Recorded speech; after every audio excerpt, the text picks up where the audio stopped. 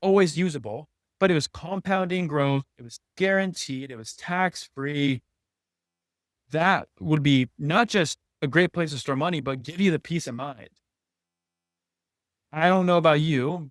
Wouldn't you agree that if you could store your money in a place like this, you would? So when we want to set up these banks and use it as a place to finance things, we want to use a bank. We call it kind of as a vehicle. And we call it that because it's not an investment. Bank's not an investment. The place you store money is not an investment. It's just a place you run your money through. You protect your money, you borrow from it, you lend from it. And so we want to use our bank as a vehicle. And so before I tell you guys what the bank is that we're going to set, I want to read this quote to you by Will Rogers. He said, "The problem in America isn't so much what people don't know, it's what people think they know that just ain't so. So don't judge this at first glance, but try to understand it. The vehicle we use to do banking is none other than a dividend paying whole life insurance policy from a mutual company." Now, this is the point where if I'm speaking live, I would say, hey, I'm watching you. If you go to the bathroom because you see some life insurance, coming up here, don't. This is not what you think it is. This is totally different than what you might have been taught before. This is not the life insurance your broke brother-in-law sells you or your insurance agent down the street can get for you. This is very specially designed and engineered whole life. And a lot of people have questions about this because they hear Dave Ramsey and Susie Orman's talking about how life insurance is such a terrible place to put money. They say buy term and invest the difference. And honestly, I would agree with them. If you put your money in a regular insurance policy, expecting it to do what I'm about to show you can do, I'd be pretty upset. This is not that. This is specially designed and engineered life insurance. So I first learned this. The common things I thought about whole life and what I was told about it was that it had three things. One, it was a low rate of return vehicle. Two, it was expensive. And three, that it was the worst investment of all time I've ever heard somebody say. So if you're taking notes, this is the only thing you really need to get on it today, if anything, is that whole life insurance is not an investment. It actually has nothing to do with investing. Whole life is considered an alternative asset class, type of permanent insurance. And if you read the actual contract, it says that it provides a guaranteed cash value growth, guaranteed death benefit. So if you can take anything, this is not an investment. Investments require risk. If it's guaranteed, there is no risk. This is no longer an investment. So when you start talking to your neighbor or your business partner, your spouse later this week, telling them about the strategy, and they start telling that whole life thing, it's a terrible investment. You should not do it. It's got a low rate of return. As soon as you hear someone say that, as soon as you hear someone call it an investment, you now know that person has no idea what they're talking about because they can't even correctly identify what type of asset that it is. So you can't get a policy built like this from just a regular insurance agent or a financial advisor. It has to go through a banking professional, which is what I am and our company does. So if we want to be mimicking banks, actually, you know what? One more thing I want to this slide will show it to you. If we're looking at how these policies are designed, here's how I look at it. When I say it's specially it's different, I'd compare it to this. Have you guys ever been to a car dealership, seen a Ford Focus like this sitting in the dealership driveway and thought, that's a fine car, right? It's a normal car, right? But if you were on YouTube and you looked up this car driven by Ken Block, you'd see this guy going 150 miles an hour, drifting around a turn in this Ford Focus. And so what's the difference between these two cars? Design, engineering. So the specially designed whole life that we design looks nothing like life insurance. It actually looks more like a supercharged bank account. Like this is a supercharged car. And so 2 minutes ago, I just asked you guys, would you guys like if you had a place you could put money, or you would agree there's a place you could put money that had these attributes? You would love a place like this to store money that you could bank from and count on and control. Well, your policies, all those attributes, I'm pulling it back up. Yes, you can design it with liquid right away, immediately. You don't have to wait 10 years to access it. You're going to get guaranteed growth, and it's going to compound forever. It's going to be tax-free, protected, and stable. And when I said that banks went bankrupt in 2009, insurance companies didn't. The companies we work with did not. They've been around for 200 years. They've been profitable every year. They've been growing every single year. And that's why we're getting these attributes on our bank. It's a place we can deposit money and lend from and bank with. So at the beginning of the presentation too, I told you that, this has been done for a long time. Wealthy people have been doing this forever. Well, to back that claim up, these people you might know, the Rockefellers on the top left, one of the wealthiest families in American history, how they build their empire and their generational wealth through this strategy. Walt Disney on the top right, how did he start Disneyland? From a loan from his whole life insurance policy. These billionaires on the bottom right, you all know both of them. Between these two guys alone, they have over $1.2 billion in these policies. Politicians too. In the last presidential candidates, Trump, Biden, both of them, no matter whose side you're on, doesn't matter. Both of them had these insurance policies built into their plan, and they still do for all their kids and grandkids. And so it's not just us talking about this today. This has been done forever. And the crazy fact is that these people are not the biggest purchasers of these whole life policies. You think billionaires are the biggest purchasers of these policies. Wealthy people do this. Actually, the number one purchasers of these whole life policies in the world is traditional banks. You can look it up. BOLI, bank-owned life insurance.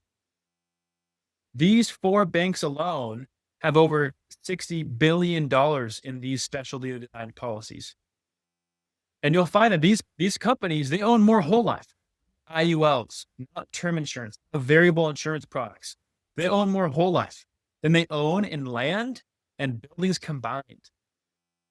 They're the number one purchaser in the world of these policies. So we need to ask ourselves, are banks stupid? Or do they just know something we don't know? Are they not telling us something? So they're smart. They know what they're doing. Let's just find ways to mimic them. And if the banks are literally choosing to store their wealth there and then leveraging it, borrowing from it, protecting their money there, why aren't we? There's one more analogy or I want to share with you guys before I go into some numbers and show you some examples. But I want to talk about compounding growth for a second. Kind of change the topic. But I find this exercise really helps. When we're looking to build a foundation of where to store money, we want uninterrupted compounding growth. So I have an analogy for you guys. You might have already heard it.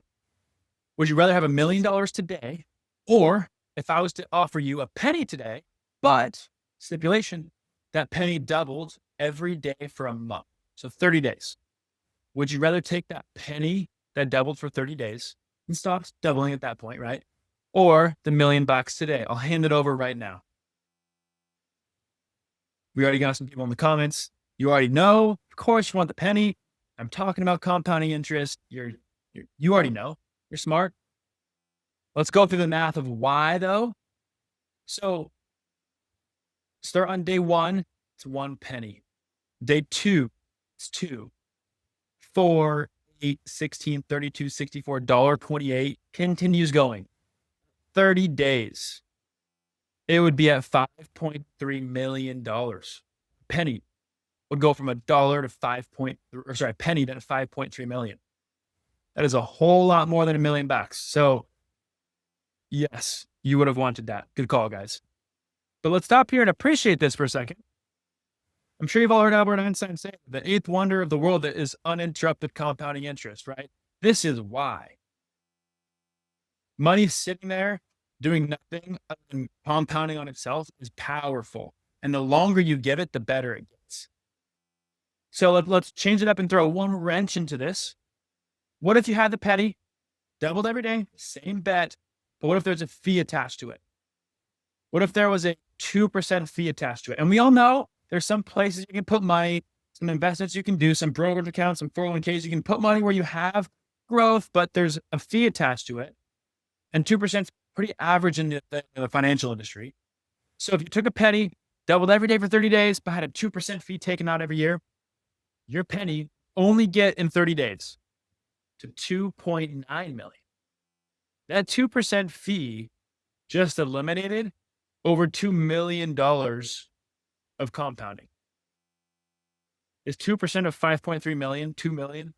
No, right? So compounding fees against you actually hurt way more than you would have thought. Next example, what if you took a withdrawal? What if you had a withdrawal against your penny double? Say your penny doubled every day for 30 days, but on the 15th day you took $100 out and the 25th day you took $100 out. So $200 of withdrawals in total, $100 on 2 separate days. That $200 withdrawal actually would cost you over $3 million of losses because your penny only would have got to 2.08. So a penny only gets to 2 million in 30 days instead of 5.3 with just $200 stinking withdrawal. $3 million of losses of compounding is a lot more than a $200 withdrawal, right? And last scenario, what if there was taxes? What if a 15% tax on the penny doubling every day for 30 days? That penny would only get to $500,000. Crazy part about this example is you only would have paid like 150, 170 grand in taxes over the whole time period. And that 150K of taxes would have literally cost you over $4 million of compounding losses. So put this into perspective. In our American society, the financial advice we're given is put money in 401ks, IRAs, high yield savings, CDs, those vehicles, brokerage accounts. How many of you would agree that those places actually have all 3 of these things going against them? There's a small fee for somebody managing it. The tax is always going to be there. Maybe it's deferred, still there. And you can tap into the money and they'll let you tap into it. You also have a fee attached to it when you tap into it.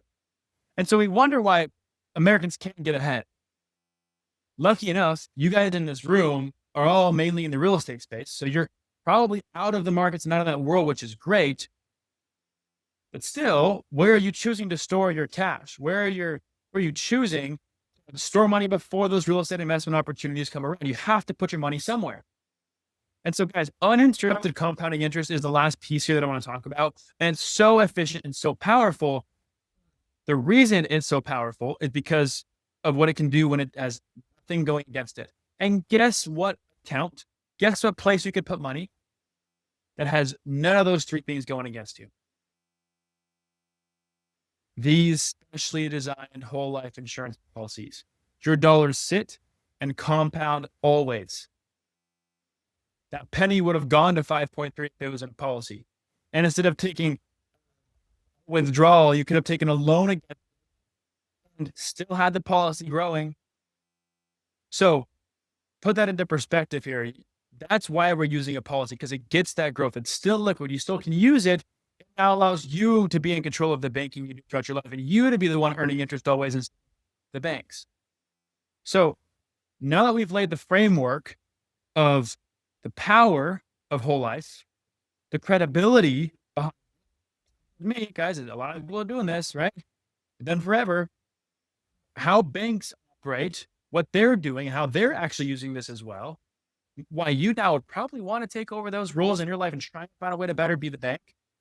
And now you understand interest and compounding growth on your money and why that's so important. So let's go put this now into action. I'll show you guys here a couple examples of how we use a policy, how we set up, how we finance things throughout our life, and how we're the banks. Felipe, if you have any comments, get into these examples or want to share anything, feel free to stop me. But we'll go into these examples. Absolutely, Carson. No, I think you're doing great, man. Just keep hammering. I'm going to encourage anybody that's got a question. We'll do a Q&A at the end. So just drop it in the chat, and then Carson and I will jump in and go over anything. Perfect. So, example we'll start with is buying a car. Easy example. We use this example because everyone buys a car. Everyone knows what it's like to buy a car. Everyone either saves money to buy the car or they finance it. So everyone understands this is a way you can take back the banking in your life by just one simple transaction. Every car you buy every 5 years or whatever it is, let's start with that and understand this and then go on a deeper level. So if you were to buy a car, you have options, right? You could go lease it, pay cash, take a loan. What if instead of doing, we saved money up in a policy and then used our policy to finance it? So let's show you that example.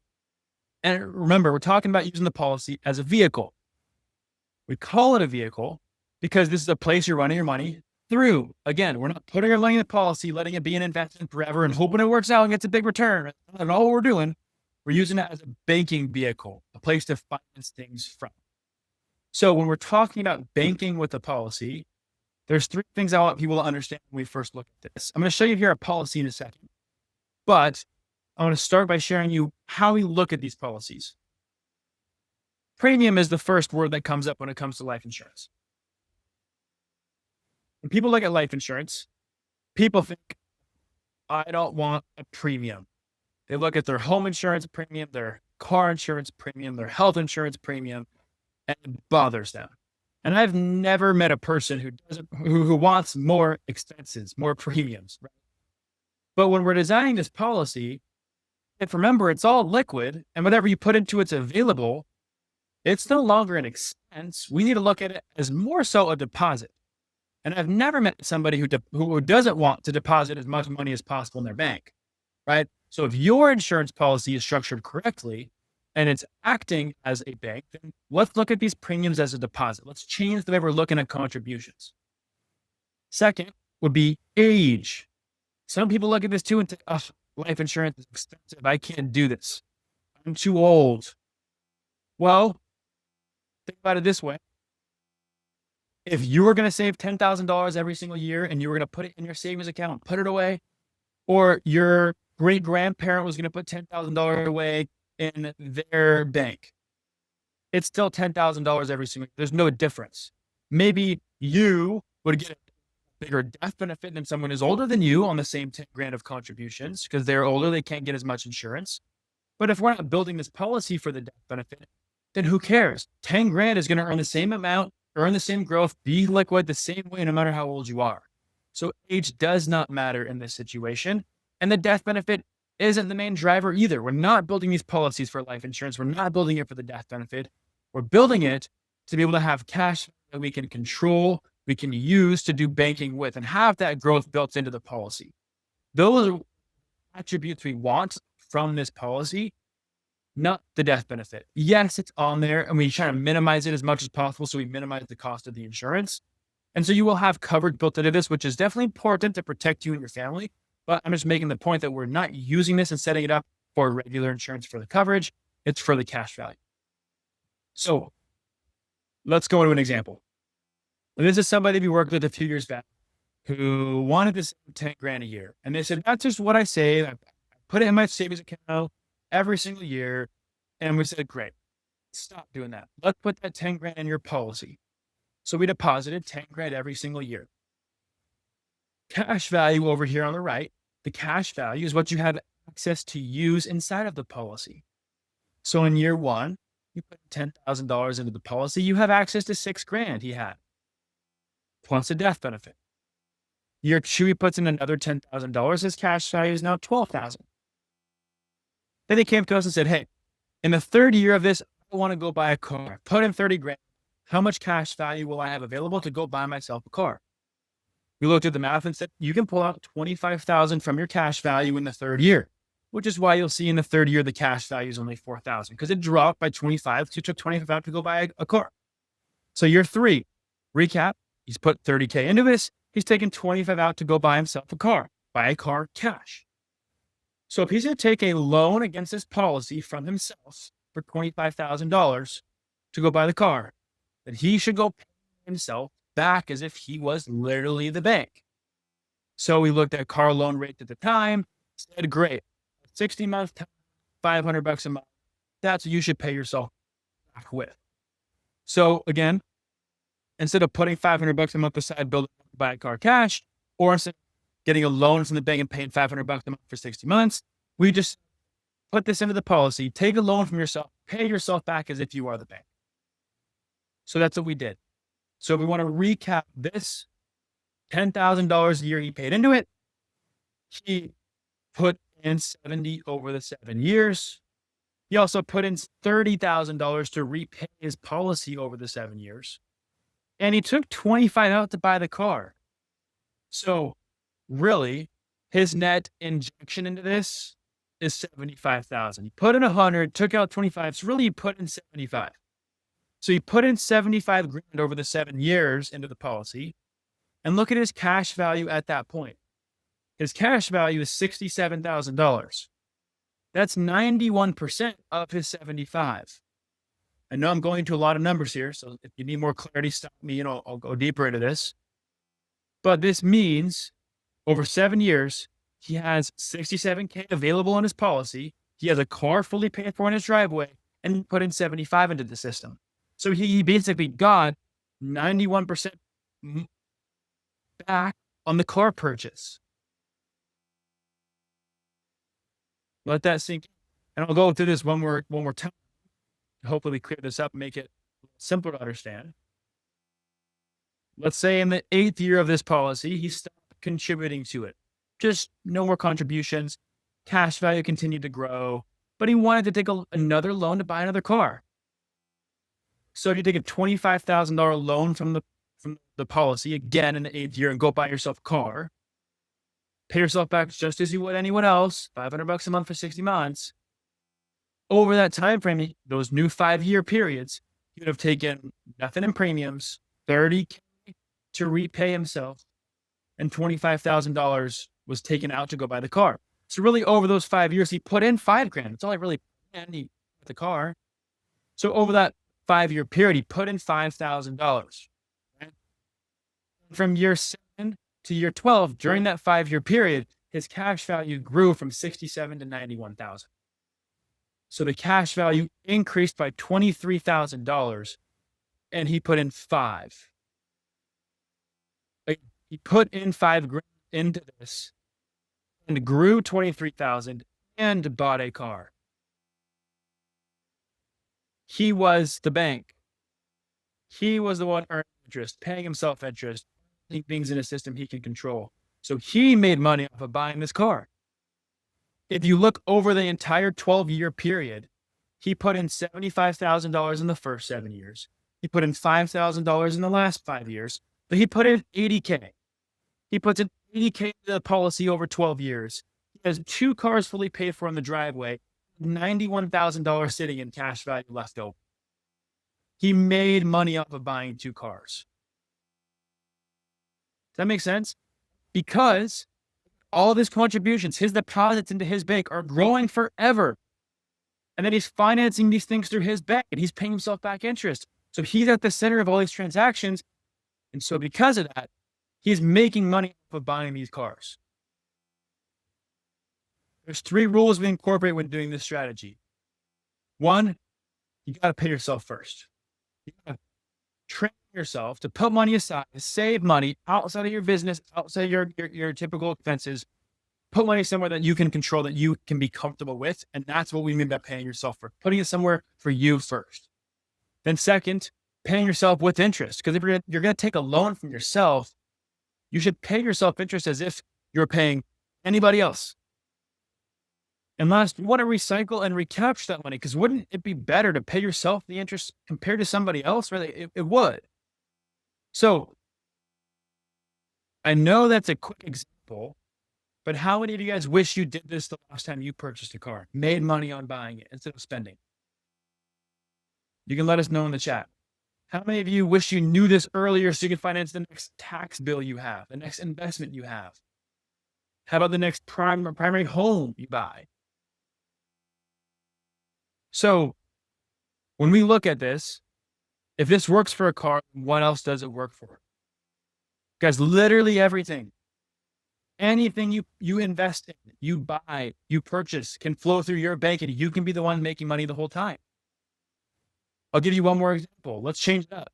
It's a different document, maybe show this a different way. If you had a policy and you had a debt you needed to pay off, let's say you had a $23,000 line of credit, you owe 9% on it. you've had it for a year and you're struggling to pay this line of credit off. Well, let's just say in the same example, instead of that guy paying for a car at 25K, what if he took a loan for 23 and paid off the line of credit? Now his debt's gone. So he takes a loan from his policy, he goes to his bank account, pays off the loan. If he was paying $289 a month on a credit, which, just in those number scenarios, he would be, what would you do with $289 a month now that you don't have to pay that anymore to them? Well, remember, you took 23 out as a loan from your policy, so you got to pay yourself back. So why don't you just pay yourself what you were paying somebody else? So if now you're going to pay yourself back $289 a month, now you're recycling. You're recapturing the payment to pay yourself back. So, question for you guys. How many times would you be making money or earning interest in this scenario? The answer is 2. If you're making money on the spread because the policy is growing while you're using the money, if you're making money in the policy and you're paying yourself back 9%, $300 a month, that was interest you would have paid somebody else. Now you're paying yourself. So you're making interest twice on this transaction. And remember now, if you would have had 23K in cash that you could have paid off the debt with, you would have lost that money. You would have lost the ability to ever earn interest on that ever again, or grow with it, or buy a rental with it. You would have spent it. But by having it coming from the policy, that initial amount is going to sit in the policy and grow for the rest of your life. You're never going to lose the ability to grow. And you'll just pay yourself back. So what if you don't have any bad debt that you need to pay off? What if you don't need to buy a new car? Can you still benefit from privatizing your bank? Should you still be your own bank? The answer is yes. I don't have many things I need to be purchasing in that direction. I am in real estate just like you guys. Every time I have surplus cash, I'm storing it in my policies. And then when the next best rental opportunity or syndication to lend in or fund that I want to invest in comes around, I use my policy to invest in all those opportunities. And then what do I do when I get returns? Well, if this is my bank, I just repay it. I just refill it. So all of my finances, all my investments are flowing through my policy. So we've gone through a lot today. I'm trying to be super quick because I want to, respect you guys' evening. So I'm going too fast and going quick. But 3 things we talked about. We talked about how banks profit by leveraging your money. So let's just flip that, be our own banks. Talked about how you don't really need to be rich to do this. Anyone really can do this. You just need the right tools, the right policy in place, the right team to help you do it. And with the uncertainty of the world today, this family banking strategy gives you total control over all the finances and all the financing you do. So if you want to have certainty and control over your money throughout your life from here on out, then you absolutely need to set up a banking policy. To wrap up, a few things I want to throw in here to share some additional details about this. 1, the policy grows tax-free. I want to remind you of that. The death benefit grows tax-free, creates a legacy for your family. Policies are safe from judgments, liens, even in some states, actually bankruptcy and divorce. Tax-free income from the policy in retirement, which you can utilize once you hit that age. And you can set up policies on kids, grandkids. You can use policies to finance college tuition, to start businesses. This can be your new 529 plan. This can be a place you store capital to pay for a car for your child when they hit 16. How do I fund my policy? Some people ask. You can fund it at whatever frequency you want, however you want, any year. The minimum and the maximums depend on you, how old you are, how much you're saving, what your investment strategy looks like, what your debts look like. And that's what our team specializes in. We'll go deep into this one-on-one with you to show you how to incorporate this, how much you should be putting into it or not putting into it. And on top of starting you with some sort of contribution to build this bank up every year, you also can dump money into it to get it started. You have 50 grand sitting in a high yield savings or sitting in cash or in whatever account you have losing value. You can dump it in all up front, get it safe, get it liquid, and then use it moving forward for your investments. And you'll have access to anywhere between 60 and 90% of what you put into it in the first 30 days. You don't have to wait 10 years to access the policy like normal insurance. You have access to it right away. This allows you to be the bank quickly and do things fast. Let's talk about policy loans real quick. If you take a loan against your policy, these are the main questions I get. I'll answer them now. These are policy loans are guaranteed. You can always access the policy loans, the cash. They're not ever not available. You don't ever have to ask for it. No credit checks, no approvals. They send you the funds once you request it because it's your money. It's your policy. And they're private. They don't go in your credit report. So if you want to pay off credit card debts that are killing your credit and you want to consolidate it into a loan against your policy, no one knows about it. Now your credit score shoots back up and you have a loan against yourself to pay yourself back with however you want. There's no minimum and maximums to repaying your policy. You're in control. If you miss paying yourself back, you're in control of how you do it. So look in the mirror and tell yourself how to do it. You pick how this all happens. So why our company, the Money Multiplier?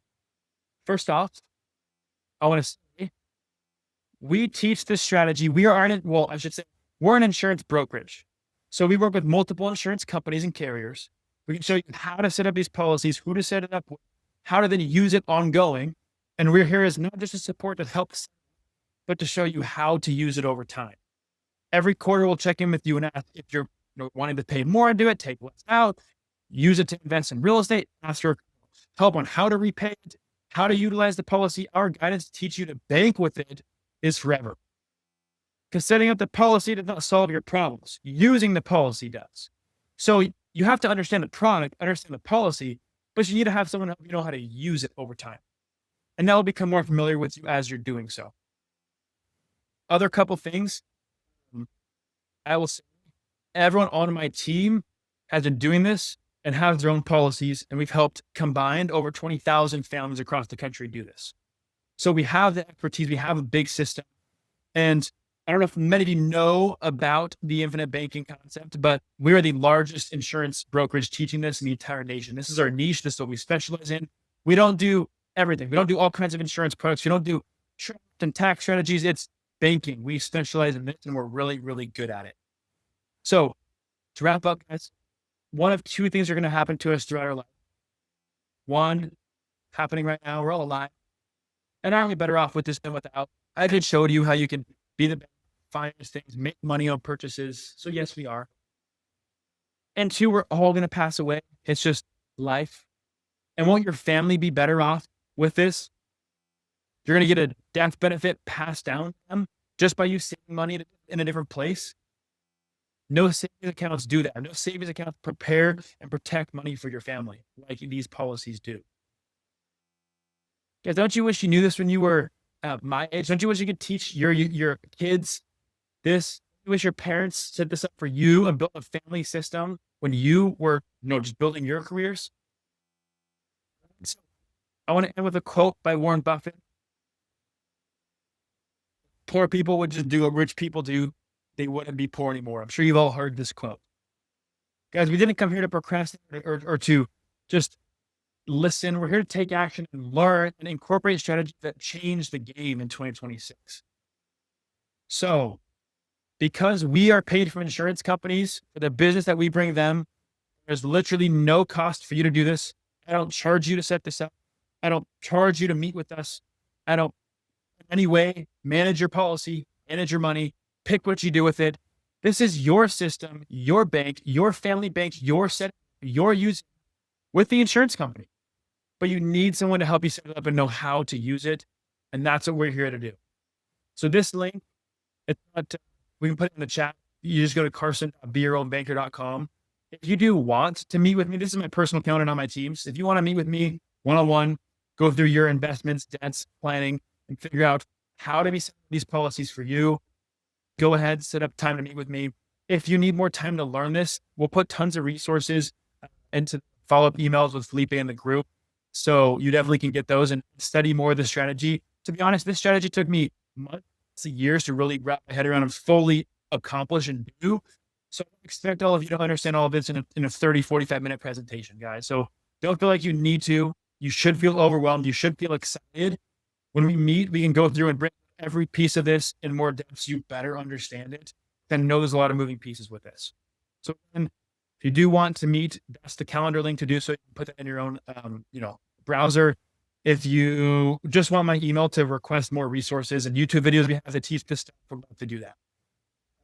Yeah, we'll drop the link on the chat that can access. But that was, of course, one of the things I was gonna say is the death benefit is really a plus. Whenever we set this up, that's just a little caveat, right?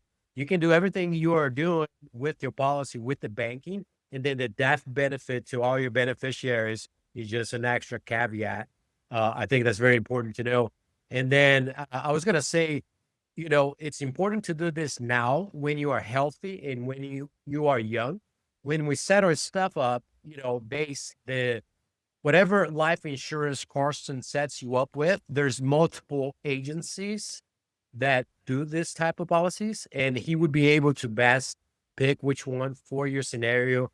But they send you a nurse and you do blood work, you do a physical, you got to make sure you're insurable. So it's important to do this young while you can.